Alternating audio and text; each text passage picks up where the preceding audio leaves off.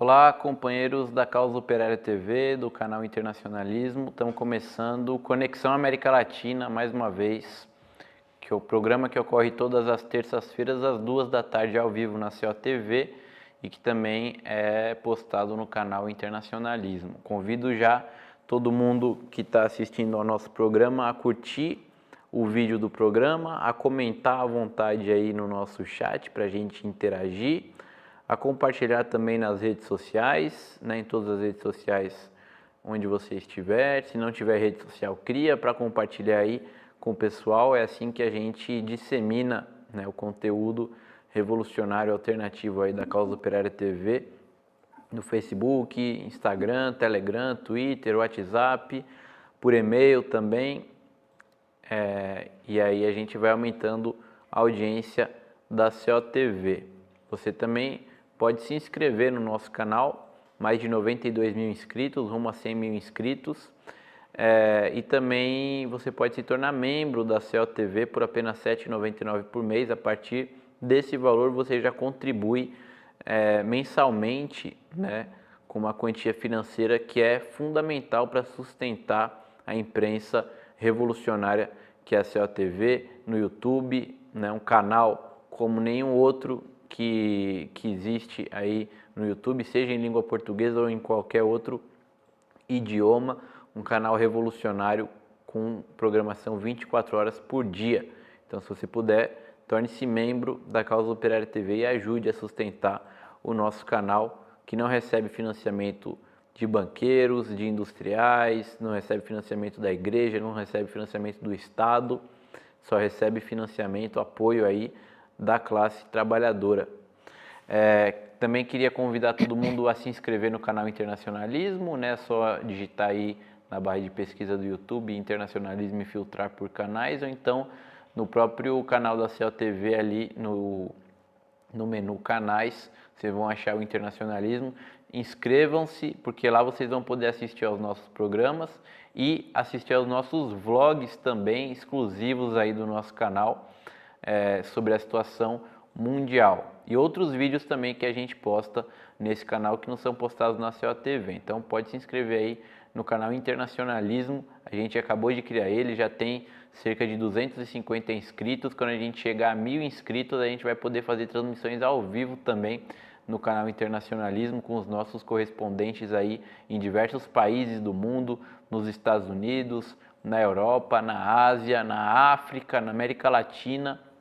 Vai ser bem legal aí, a gente vai expandir bastante aí a análise internacional do PCO, né?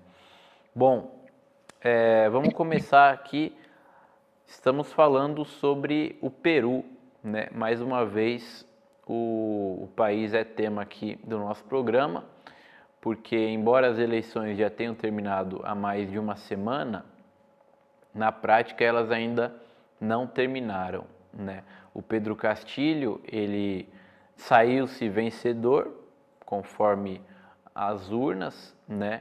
Mas a burguesia ainda tenta dar um golpe aí para impedir que o candidato da esquerda assuma o poder no Peru, particularmente a Keiko Fujimori, né? Ela pediu recontagem de votos, disse que foi uma fraude essas eleições. Outros setores, inclusive militares, né, falando que não se deve respeitar o resultado das eleições, deve haver novas eleições. O eleitorado da Keiko Fujimori está assanhadinho também nas ruas do Peru. E a gente vai falar um pouco sobre isso novamente aí com a nossa querida companheira, a Kathleen Van Betum, nossa analista aqui para os assuntos peruanos. Seja bem-vinda novamente ao Conexão América Latina, Kathleen. É bom estar de volta aqui conversando com você, porque a situação no Peru ela continua, né, explosiva aí mesmo depois das eleições. O que você tem aí para nos trazer de novidade nesses últimos dias aqui, o clima esquentando pós-eleições no Peru, Kathleen? Boa tarde. Boa tarde, Vasco, boa tarde a todos. Eu gostaria de trazer notícias melhores, né? Notícias de verdade. Mas a notícia, na verdade, é que não há muitas notícias. Faz 15 dias eu falei que o resultado poderia demorar, e agora estamos, né? Faz mais de uma semana já, depois das eleições. E matematicamente, né? Como você já falou, segundo as urnas, o Pedro Castillo venceu, e nem mesmo com uma recontagem da quantidade de votos, né, que o partido da Keiko Fujimori exigiu, ela não poderia vencer, né? Mas estamos sem um anúncio do resultado, né, formal por parte do órgão eleitoral, né, a OMP, e o presidente atual, né, o interino, o presidente Sagasti, acabou de fazer um pronunciamento, falou em vacinas, mas, pelo que eu sei, também não confirmou, não anunciou nada formalmente. E parece que a OEA, né, Não sei se ele houve um tinha problema falado... aqui na produção, não consigo ouvir a Kathleen. É problema nosso aqui, produção?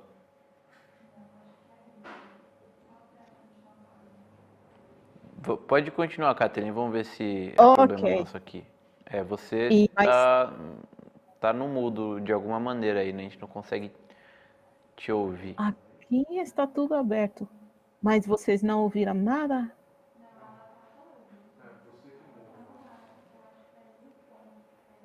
Deixa eu ver se houve algum problema aqui na nossa... Aqui, pelo que eu vejo, está tudo aberto e ativo. Pode falar de novo, Kathleen, vamos ver. Ok. Então, Acho que é algum problema aqui no nosso aparelho. Bom, enquanto a gente resolve, vamos fazer assim. Vamos exibir aí a Crônicas de uma Inquilina da nossa companheira Ilka Oliva Corado, apresentando mais um poema dela, né? Ela que é imigrante guatemalteca, vive nos Estados Unidos, e a gente volta logo em seguida para continuar conversando com a Kathleen. ¿Qué tal están? Les saluda Ilka Oliva Corado con Crónicas de una Inquilina. El poema que les voy a leer hoy pertenece al poemario Luz de Faro. Instantes de ti, de alguna palabra dicha, de tu voz intuitiva, de tus monosílabos indescifrados, segundos míos, insustanciales, invisibles, noches de complejidad, mañanas de reparo. Todo mi ser está colmado de instantes de ti, en mis desconciertos coléricos, en la incertidumbre del atardecer, en mis ojos que has visto llorar, en mis palabras, en los innumerables telegramas sin firmar, en la urgencia de mi terquedad, en mis revelaciones, hay instantes de ti, en las alegorías que desdibujo, en mi fugaz felicidad, hay instantes de ti. En esta noche que serena me abriga, en los versos de mi poesía, en mis ayeres y en mis absurdos, en este amor que se confiesa absoluto, en la quietud que me puebla, hay instantes de ti. En mis sueños cuando duermo, en los sueños cuando despierto, cuando fui estéril, ahora fecunda, aquí paciente espero poder contarte un día que mi vida está habitada por instantes de ti. Les saludó Ilka Oliva Corado con Crónicas de una Inquilina. Cuídense mucho y hasta la próxima.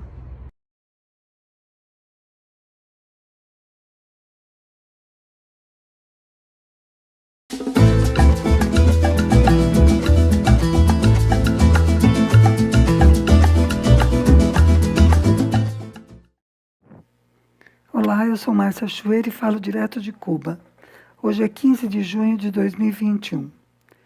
Começou ontem a fase 1 de ensaio clínico de uma vacina de uso pediátrico contra a Covid-19. O produto será aplicado a 25 jovens entre 12 e 18 anos, para avaliar sua segurança e capacidade de desenvolver anticorpos nessa população. Neste caso, além da autorização dos pais, a participação no estudo dependerá também da decisão dos sujeitos, embora sejam menores.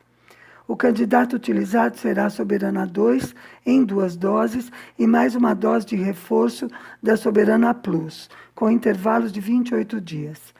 Uma vez demonstrada a segurança com esse grupo, será solicitada a autorização para uma segunda parte da mesma fase 1, com crianças entre 3 e 11 anos.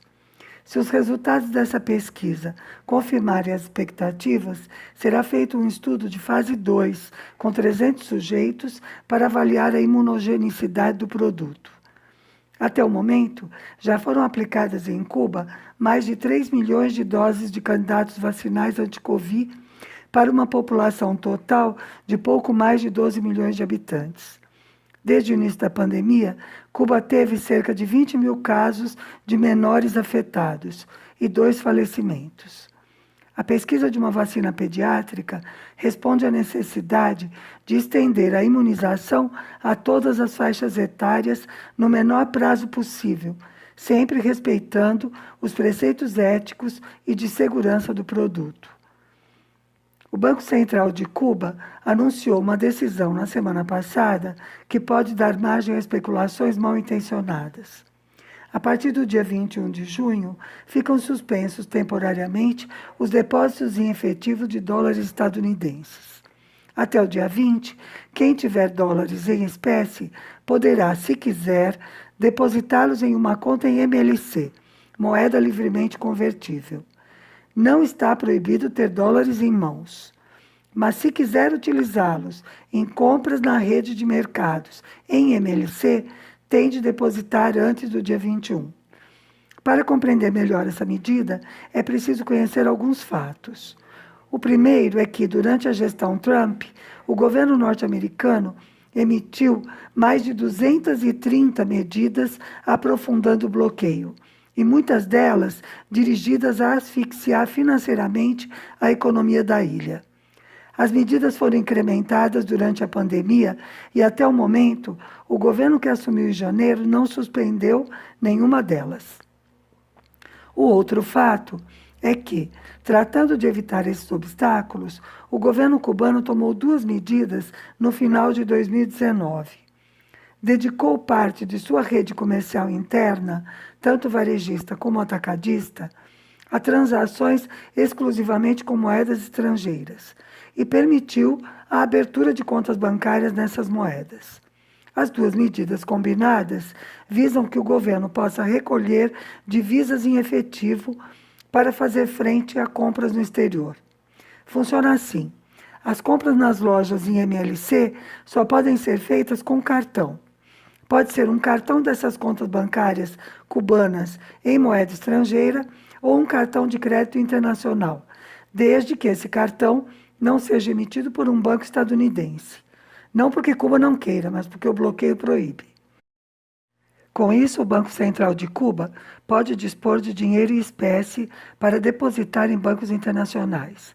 Esses depósitos dão lastro às operações financeiras para pagar todas as compras feitas no exterior, como, por exemplo, leite em pó, insumos da indústria farmacêutica, peças e equipamentos hospitalares, matérias-primas e insumos da indústria em geral e, muito importante, o combustível para mover a economia. As 2 medidas juntas estavam começando a dar resultado e o Banco Central estava reunindo fundos em divisas, inclusive dólares estadunidenses. Aí entrou aquela estranha decisão de incluir Cuba na lista de países que não combatem o terrorismo. Decisão tomada por Trump em janeiro e agora repetida pelo governo Biden. Acontece que os países incluídos nessa tal lista são proibidos de utilizar dólares norte-americanos. Para piorar, impuseram pesadas multas a bancos que se atreveram a aceitar depósitos cubanos. O resultado é que, de 2005 para cá, 12 bancos foram multados. 35 bancos suspenderam as operações com Cuba, 24 deles durante a administração Trump. É fácil imaginar a repercussão dessas medidas para uma economia pequena como a de Cuba, se nos lembramos que a grande maioria das operações internacionais são feitas nessa moeda. Por isso, a ministra-presidenta do Banco Central disse: o banco tem dólares que não pode depositar no exterior. Esse dinheiro só adquire valor de uso quando está depositado em contas no estrangeiro. Ou seja, esses dólares nas mãos de Cuba são só papel verde. E boa parte desse dinheiro estava destinado a pagar compras de produtos que já foram vendidos nas lojas em MLC.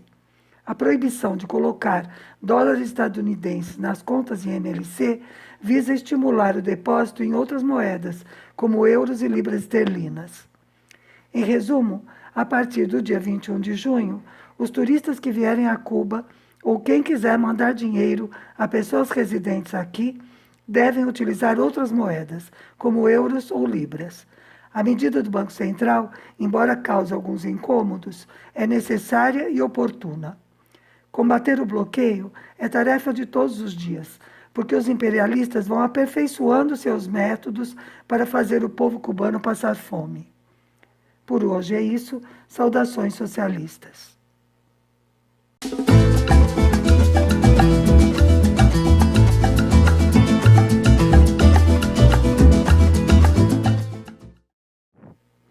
Olá, eu sou Márcia Chueira e falo direto de Cuba. Hoje é 15 de junho de 2021. Começou ontem a fase 1 de ensaio clínico de uma vacina de uso pediátrico contra a Covid-19. O produto será aplicado a 25 jovens entre 12 e 18 anos, para avaliar sua segurança e capacidade de desenvolver anticorpos nessa população. Neste caso, além da autorização dos pais, a participação no estudo dependerá também da decisão dos sujeitos, embora sejam menores. O candidato utilizado será a Soberana 2, em 2 doses, e mais uma dose de reforço da Soberana Plus, com intervalos de 28 dias. Uma vez demonstrada a segurança com esse grupo, será solicitada a autorização para uma segunda parte da mesma fase 1, com crianças entre 3 e 11 anos. Se os resultados dessa pesquisa confirmarem as expectativas, será feito um estudo de fase 2, com 300 sujeitos, para avaliar a imunogenicidade do produto. Até o momento, já foram aplicadas em Cuba mais de 3 milhões de doses de candidatos vacinais anti-Covid para uma população total de pouco mais de 12 milhões de habitantes. Desde o início da pandemia, Cuba teve cerca de 20 mil casos de menores afetados e 2 falecimentos. A pesquisa de uma vacina pediátrica responde à necessidade de estender a imunização a todas as faixas etárias no menor prazo possível, sempre respeitando os preceitos éticos e de segurança do produto. O Banco Central de Cuba anunciou uma decisão na semana passada que pode dar margem a especulações mal intencionadas. A partir do dia 21 de junho, ficam suspensos temporariamente os depósitos em efetivo de dólares estadunidenses. Até o dia 20, quem tiver dólares em espécie poderá, se quiser, depositá-los em uma conta em MLC, moeda livremente convertível. Não está proibido ter dólares em mãos, mas se quiser utilizá-los em compras na rede de mercados em MLC, tem de depositar antes do dia 21. Para compreender melhor essa medida, é preciso conhecer alguns fatos. O primeiro é que, durante a gestão Trump, o governo norte-americano emitiu mais de 230 medidas aprofundando o bloqueio, e muitas delas dirigidas a asfixiar financeiramente a economia da ilha. As medidas foram incrementadas durante a pandemia e, até o momento, o governo que assumiu em janeiro não suspendeu nenhuma delas. O outro fato é que, tratando de evitar esses obstáculos, o governo cubano tomou 2 medidas no final de 2019. Dedicou parte de sua rede comercial interna, tanto varejista como atacadista, a transações exclusivamente com moedas estrangeiras e permitiu a abertura de contas bancárias nessas moedas. As duas medidas combinadas visam que o governo possa recolher divisas em efetivo para fazer frente a compras no exterior. Funciona assim: as compras nas lojas em MLC só podem ser feitas com cartão. Pode ser um cartão dessas contas bancárias cubanas em moeda estrangeira ou um cartão de crédito internacional, desde que esse cartão não seja emitido por um banco estadunidense. Não porque Cuba não queira, mas porque o bloqueio proíbe.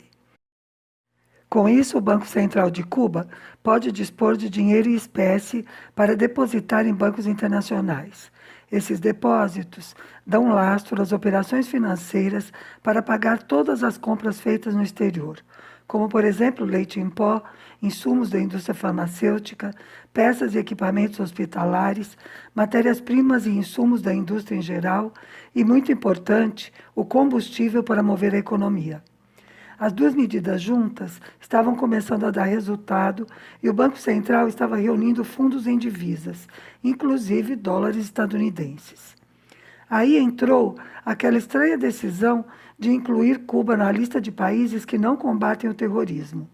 Decisão tomada por Trump em janeiro e agora repetida pelo governo Biden. Acontece que os países incluídos nessa tal lista são proibidos de utilizar dólares norte-americanos.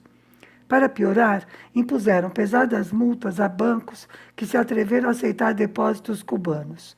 O resultado é que, de 2005 para cá, 12 bancos foram multados. 35 bancos suspenderam as operações com Cuba, 24 deles durante a administração Trump. É fácil imaginar a repercussão dessas medidas para uma economia pequena como a de Cuba, se nos lembramos que a grande maioria das operações internacionais são feitas nessa moeda. Por isso, a ministra-presidenta do Banco Central disse: o banco tem dólares que não pode depositar no exterior. Esse dinheiro só adquire valor de uso quando está depositado em contas no estrangeiro. Ou seja, esses dólares nas mãos de Cuba são só papel verde. E boa parte desse dinheiro estava destinado a pagar compras de produtos que já foram vendidos nas lojas em MLC. A proibição de colocar dólares estadunidenses nas contas em MLC visa estimular o depósito em outras moedas, como euros e libras esterlinas. Em resumo, a partir do dia 21 de junho, os turistas que vierem a Cuba ou quem quiser mandar dinheiro a pessoas residentes aqui devem utilizar outras moedas, como euros ou libras. A medida do Banco Central, embora cause alguns incômodos, é necessária e oportuna. Combater o bloqueio é tarefa de todos os dias, porque os imperialistas vão aperfeiçoando seus métodos para fazer o povo cubano passar fome. Por hoje é isso. Saudações socialistas.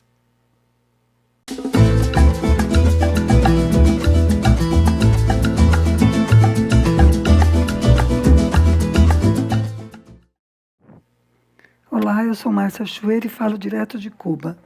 Hoje é 15 de junho de 2021. Começou ontem a fase 1 de ensaio clínico de uma vacina de uso pediátrico contra a Covid-19. O produto será aplicado a 25 jovens entre 12 e 18 anos, para avaliar sua segurança e capacidade de desenvolver anticorpos nessa população. Neste caso, além da autorização dos pais, a participação no estudo dependerá também da decisão dos sujeitos, embora sejam menores. O candidato utilizado será a Soberana 2, em 2 doses, e mais uma dose de reforço da Soberana Plus, com intervalos de 28 dias. Uma vez demonstrada a segurança com esse grupo, será solicitada a autorização para uma segunda parte da mesma fase 1, com crianças entre 3 e 11 anos. Se os resultados dessa pesquisa confirmarem as expectativas, será feito um estudo de fase 2, com 300 sujeitos, para avaliar a imunogenicidade do produto. Até o momento, já foram aplicadas em Cuba mais de 3 milhões de doses de candidatos vacinais anti-Covid para uma população total de pouco mais de 12 milhões de habitantes. Desde o início da pandemia, Cuba teve cerca de 20 mil casos de menores afetados e 2 falecimentos. A pesquisa de uma vacina pediátrica responde à necessidade de estender a imunização a todas as faixas etárias no menor prazo possível, sempre respeitando os preceitos éticos e de segurança do produto. O Banco Central de Cuba anunciou uma decisão na semana passada que pode dar margem a especulações mal intencionadas. A partir do dia 21 de junho, ficam suspensos temporariamente os depósitos em efetivo de dólares estadunidenses. Até o dia 20, quem tiver dólares em espécie poderá, se quiser, depositá-los em uma conta em MLC, moeda livremente convertível. Não está proibido ter dólares em mãos, mas se quiser utilizá-los em compras na rede de mercados em MLC, tem de depositar antes do dia 21. Para compreender melhor essa medida, é preciso conhecer alguns fatos. O primeiro é que, durante a gestão Trump, o governo norte-americano emitiu mais de 230 medidas aprofundando o bloqueio, e muitas delas dirigidas a asfixiar financeiramente a economia da ilha. As medidas foram incrementadas durante a pandemia e, até o momento, o governo que assumiu em janeiro não suspendeu nenhuma delas. O outro fato é que, tratando de evitar esses obstáculos, o governo cubano tomou 2 medidas no final de 2019. Dedicou parte de sua rede comercial interna, tanto varejista como atacadista, a transações exclusivamente com moedas estrangeiras e permitiu a abertura de contas bancárias nessas moedas. As 2 medidas combinadas visam que o governo possa recolher divisas em efetivo para fazer frente a compras no exterior. Funciona assim: as compras nas lojas em MLC só podem ser feitas com cartão. Pode ser um cartão dessas contas bancárias cubanas em moeda estrangeira ou um cartão de crédito internacional, desde que esse cartão não seja emitido por um banco estadunidense. Não porque Cuba não queira, mas porque o bloqueio proíbe. Com isso, o Banco Central de Cuba pode dispor de dinheiro em espécie para depositar em bancos internacionais. Esses depósitos dão lastro às operações financeiras para pagar todas as compras feitas no exterior, como, por exemplo, leite em pó, insumos da indústria farmacêutica, peças e equipamentos hospitalares, matérias-primas e insumos da indústria em geral e, muito importante, o combustível para mover a economia. As 2 medidas juntas estavam começando a dar resultado e o Banco Central estava reunindo fundos em divisas, inclusive dólares estadunidenses. Aí entrou aquela estranha decisão de incluir Cuba na lista de países que não combatem o terrorismo. Decisão tomada por Trump em janeiro e agora repetida pelo governo Biden. Acontece que os países incluídos nessa tal lista são proibidos de utilizar dólares norte-americanos. Para piorar, impuseram pesadas multas a bancos que se atreveram a aceitar depósitos cubanos. O resultado é que, de 2005 para cá, 12 bancos foram multados. 35 bancos suspenderam as operações com Cuba, 24 deles durante a administração Trump. É fácil imaginar a repercussão dessas medidas para uma economia pequena como a de Cuba, se nos lembramos que a grande maioria das operações internacionais são feitas nessa moeda. Por isso, a ministra-presidenta do Banco Central disse: o banco tem dólares que não pode depositar no exterior. Esse dinheiro só adquire valor de uso quando está depositado em contas no estrangeiro. Ou seja, esses dólares nas mãos de Cuba são só papel verde. E boa parte desse dinheiro estava destinado a pagar compras de produtos que já foram vendidos nas lojas em MLC. A proibição de colocar dólares estadunidenses nas contas em MLC visa estimular o depósito em outras moedas, como euros e libras esterlinas.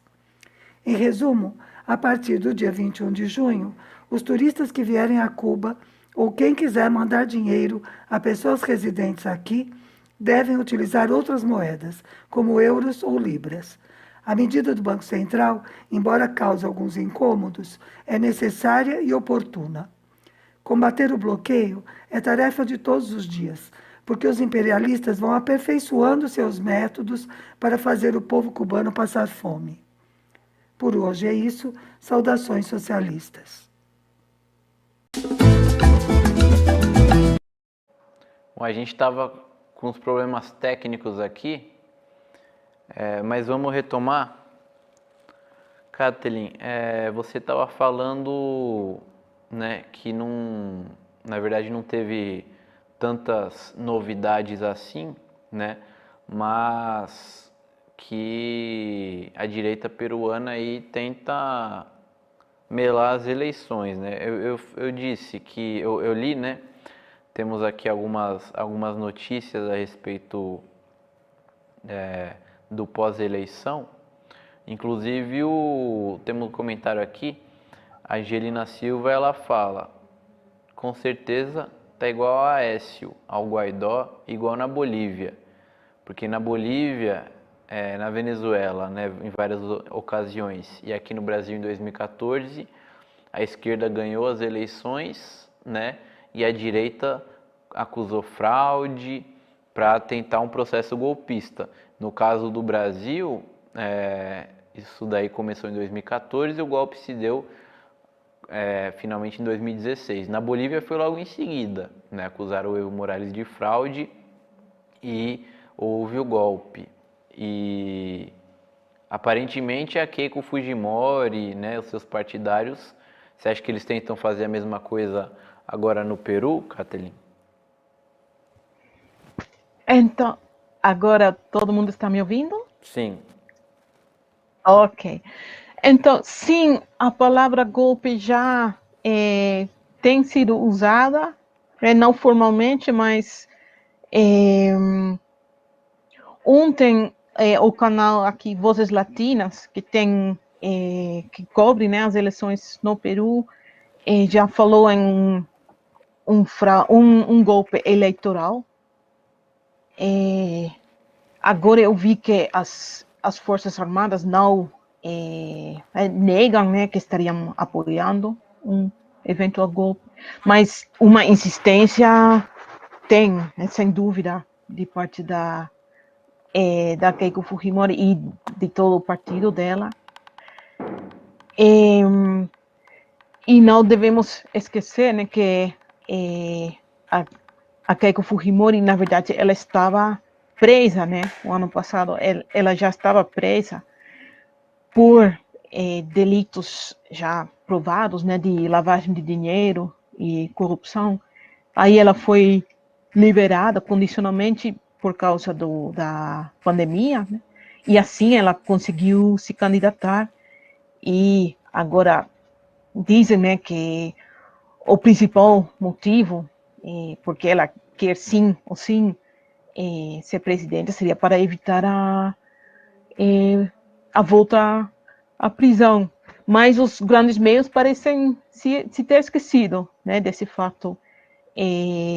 Os grandes jornais, por exemplo, não anunciam, né, a vitória já formal do Pedro Castillo. Eles agora falam em futebol, e agora eu vi que eles criticam as manifestações que está tendo dos dois lados, né, porque a polarização só cresce. E embora a OEA parece que já se pronunciou sobre as eleições, dizendo que foram limpas, mas, no entanto, a OMP, né, o órgão eleitoral, não anuncia o resultado, nem o presidente atual, né? E também já foi falado que oficialmente a OMP permite um prazo de 3 dias para fazer uma eventual recontagem de votos. Esse prazo já venceu. Então, daí eu ouvi que eles conseguiram, né, com a insistência e sabe-se lá quantos milhões, né, de soles do partido, né, que também não se sabe de onde vem esse dinheiro, conseguiram mudar esse prazo. Também já ouvi que ela já teria aceitado, mas que eles, toda esta semana, o atual Congresso, né, já conseguiu mudar a lei para que, no caso que o Pedro Castillo tome posse, para que ele não consiga governar, na verdade. Então, essa é uma possibilidade real. Eles estão tentando de tudo para limitar os poderes dele, né? E agora, falando na OEA, né, e forças estrangeiras, antes do 6 de junho, né, antes do segundo turno, Lima, né, teve uma visita do Leopoldo López, de Venezuela, que foi lá no último momento a fazer campanha para a Fujimori. E ontem eu ouvi falando nessas manifestações, né, a Keiko, ela foi para a rua incentivando, né, o discurso de fraude, né, e falando que os apoiadores dela também têm que defender seu voto. E aí parece que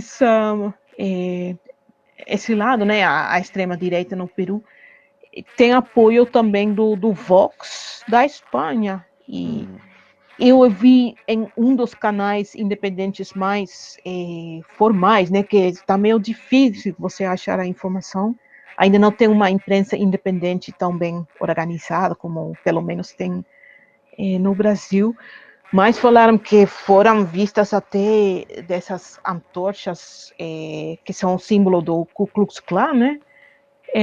Em Lima, porque Essa é agora boa, né? Ku Klux Klan no Peru.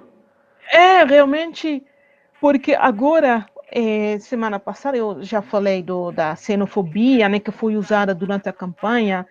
É,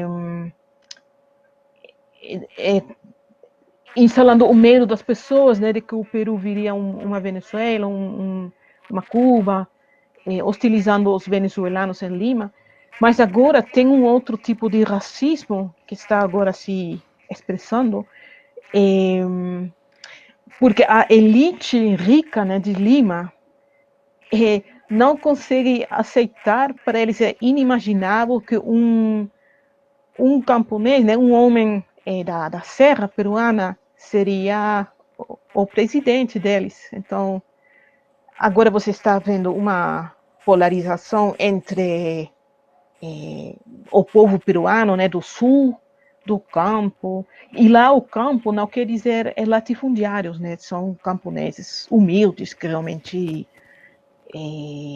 são bem pobres e humildes. E uma coisa que E preocupa também, Kathleen, eu vi aqui a notícia de que um parlamentar que foi eleito, Jorge Montoya, ele é um almirante da reserva e ele disse que tem que anular as eleições e convocar novas eleições. E junto a ele, não sei se você viu, 64 generais e almirantes retirados, eles colocaram em dúvida também a vitória do Pedro Castillo e são apoiadores da Fujimori. O Ministério da Defesa disse que esses grupos aí, né, de oficiais aposentados não representam as Forças Armadas, mas a gente sabe, né, que pela experiência que a gente teve aqui no Brasil e historicamente na América Latina, né, assim como inclusive em outros países do mundo, na Espanha tem uma situação semelhante também, com militares aí aposentados chamando o golpe, né? Mas a gente sabe que na verdade os militares aposentados eles expressam uma opinião que é compartilhada também por membros da ativa, né? Então, muitos setores aí da extrema direita, né, sejam os eleitores da Fujimori ou mesmo militares, né? Você falou essa pessoal com as tochas aí, lembrando a Ku Klux Klan, bem possível, né, que tentem mesmo um golpe de Estado aí para impedir a vitória do Pedro Castillo, né? E inclusive um ex-assessor do Alan Garcia, né, o ex-presidente peruano que cometeu suicídio, disse que é um grupo também golpista aí da velha direita pinochetista que apoia a Keiko Fujimori. É preocupante mesmo, porque eu vi agora, por exemplo, no El Comércio, né, um artigo falando dos dois lados, mas projetando os dois lados como,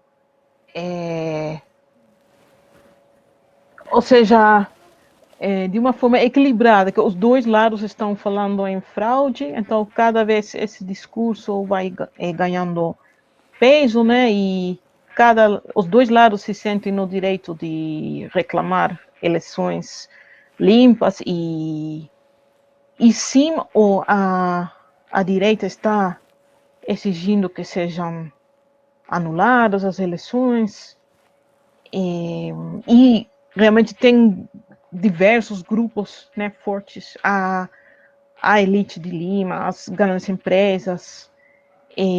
Eu não li eu ouvi algo sobre os generais, não li os detalhes da notícia, mas é bem possível, né? E com essa demora, vão deslegitimizando o resultado verdadeiro. E realmente, né, essa ideia de que o país, né, principalmente em Lima, existe muito essa ideia de que não poderia ser governado por né, um simples, entre aspas, Uma pergunta camponês, também, né? Já para a gente ir encerrando o programa, o eleitorado do Pedro Castilho também está na rua ainda? Sim, estão na rua, na verdade, a semana toda. Teve uma vigília, e então tem se organizado, alguns canais abriram contas para recaudar fundos, né, para organizar o que chamam lá olhas comunes. Então estão tentando providenciar comida para os manifestantes. Tem vídeos, tem imagens, né? Os canais não estão tão bem organizados, mas tem alguns que transmitem quase as 24 horas. Você vê imagens de distintos manifestantes na rua. Também pessoas do campo, né, da Serra, que têm se trasladado para Lima. E eu ouvi também agora que os famosos, né, rondeiros, né, supostamente os antirrevolucionários, mas que eles agora estão chamando um paro nacional. Então, não sei se vão conseguir, mas quantos seriam, mas isso foi também algo que eu li agora. Então, sim, o admirável é que, e o lado positivo é que os apoiadores de Pedro Castillo não parecem que vão aceitar calados, né, um possível golpe. Estão lá defendendo seus votos e seus direitos. Mas vamos ver até onde, né, vão conseguir. Beleza. Deixa eu agradecer o pessoal que está assistindo a gente. Além da Angelina Silva, que eu já tinha falado, o Lino Alves, Carlos Adustos também aqui com a gente, o Sou Eu que envia um super sticker, muito obrigado. Desta vez eu consigo. E também o Maurício, que fala: a capa dessa live está na parede do quarto do meu filho. É um quadro bem famoso, né? Mostra a América Latina invertida, né? O mapa da América Latina. E o Ernesto Abdala Filho também envia aqui um superchat pra gente, sempre acompanhando também o companheiro Ernesto, os nossos programas internacionais aqui da Causa Operária TV. Bom, muito obrigado a todo mundo que acompanhou aqui o programa, seja no chat ou apenas assistindo, compartilhando também o nosso programa. A gente pede desculpas também por algumas dificuldades técnicas que a gente enfrentou hoje.